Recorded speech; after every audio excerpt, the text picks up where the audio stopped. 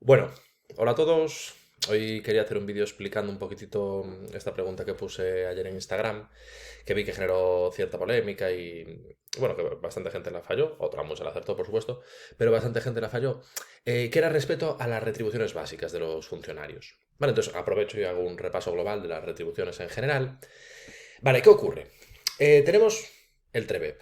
El TREBEP es la norma fundamental, estatuto básico del empleado público, legislación de mínimos para el conjunto de las administraciones. El TREBEP es la que debería de ser la norma de referencia. Vale, tenemos un TREBEP que nos dice, aquí en el artículo 22, las retribuciones de los funcionarios, y nos dice, vale, hay unas retribuciones básicas y unas retribuciones complementarias.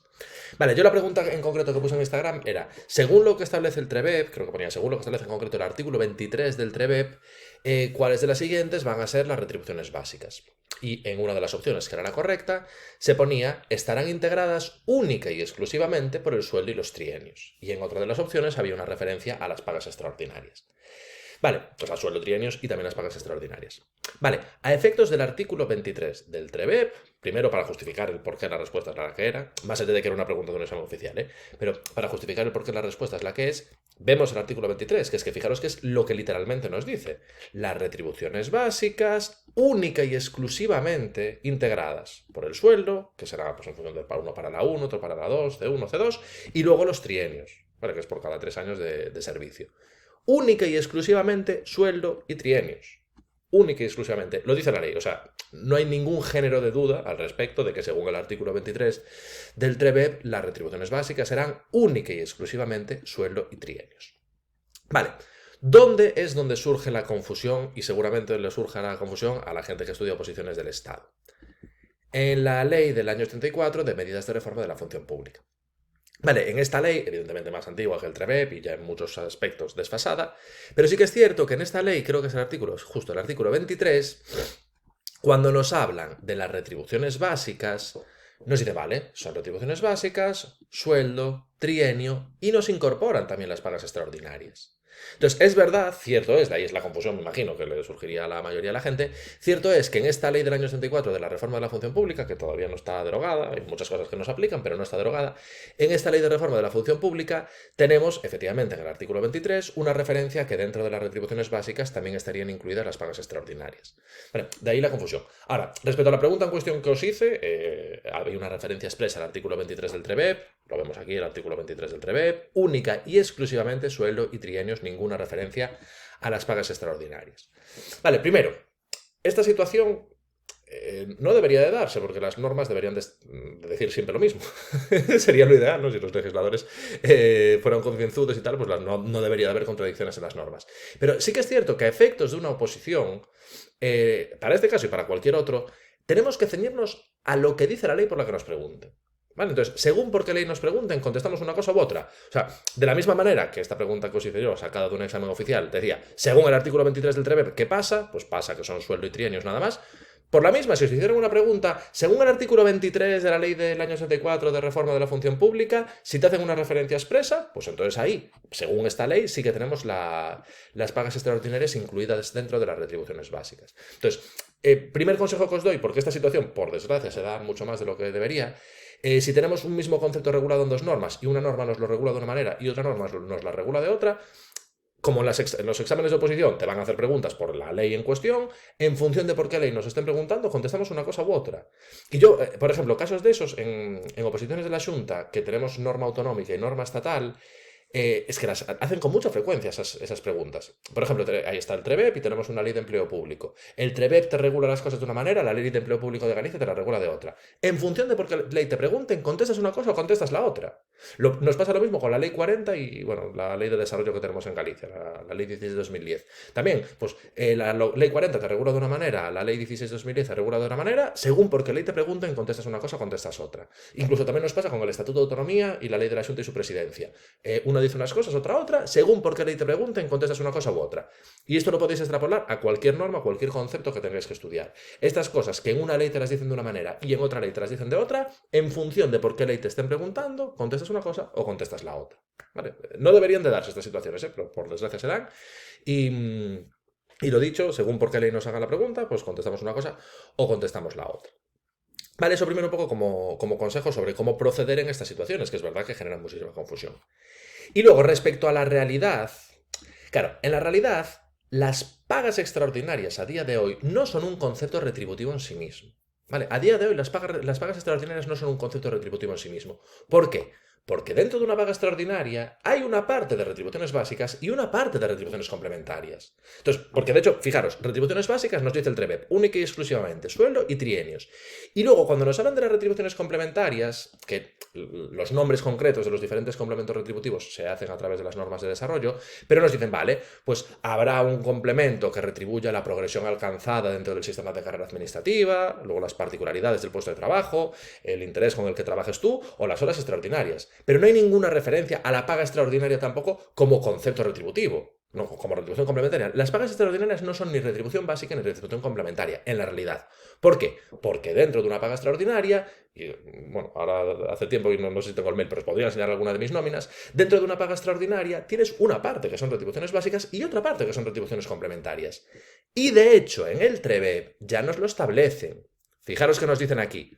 22.4, pagas extraordinarias, 2 al año, cada una por el importe de una mensualidad de retribuciones básicas y de todas las complementarias, salvo las recogidas en las letras C y D. O sea, en una paga extraordinaria ya nos lo está diciendo expresamente el TREBEP. En una paga extraordinaria tienes una parte de retribución básica, o sea, tendrás el sueldo, los trienios, y una parte de retribución complementaria. O sea que al final las pagas extraordinarias no son un concepto retributivo en sí mismo. Es una retribución que tienes, dentro de la cual hay una parte que van a ser retribuciones básicas y otra parte que van a ser retribuciones complementarias. Vale, entonces, esto es interesante entenderlo si queréis saber cómo son las cosas en la realidad. O sea, lo que dice la ley, no hay duda. Artículo 23 del TREBEP, lo acabamos de comentar. Artículo 23 de la Ley de Reforma de la Función Pública, lo acabamos de comentar también. Curioso que en ambos casos es el número 23 el artículo. Pero bueno, más allá de la curiosidad absurda, el hecho es que lo que dice la ley es indiscutible y si me preguntan, ¿de acuerdo con el artículo 23 de esta ley qué pasa o de acuerdo con el 23 de la otra qué pasa? Según por qué ley me preguntes, pues contesto lo que corresponda según lo que diga esa ley. Pero luego, en la realidad, lo que tenemos es esto que os comento, que una paga extraordinaria no es concepto retributivo. La paga extraordinaria no es una retribución básica, tampoco es una retribución complementaria, es una parte de retribución básica y otra parte de retribución complementaria. Vale, aquí nos lo están explicitando en el 22.4. Sí que es cierto que tenemos aquí en el 22.2 una referencia que nos dicen, y bueno, y que va un poco en esta línea de lo que os estoy desarrollando. Nos dicen, las retribuciones básicas retribuyen la adscripción y la antigüedad. Lo que te digo, pues en el A1 y los 2 trienios, o un A2 y 4 trienios, o un C1 y ningún trienio, lo que sea.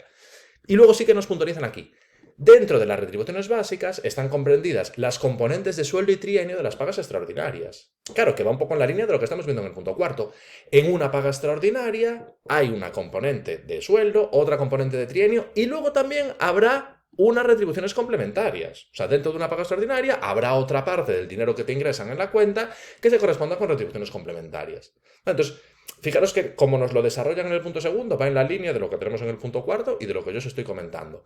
La paga extraordinaria en sí misma no es un concepto retributivo. Dentro de una paga extraordinaria tienes una parte de retribución básica, una parte de retribución complementaria. Vale, y de hecho, si encuentro, porque los mails los suelo borrar una vez que pasa un tiempo, no, no me da la vida para tener tantos mails como recibo, pero por ejemplo, cuando sea el mes de, bueno, finales de junio, principios de julio, si me acuerdo, os enseño, disocio un poco los datos para que no veáis todo, pero os enseño cómo es mi nómina con la paga extraordinaria para que veáis efectivamente cómo es en la realidad. Tengo ahí mi parte de sueldo, mi parte de trienios, que eso sería retribución básica, y luego tengo determinados complementos que también me los ingresan en virtud de las pagas extraordinarias.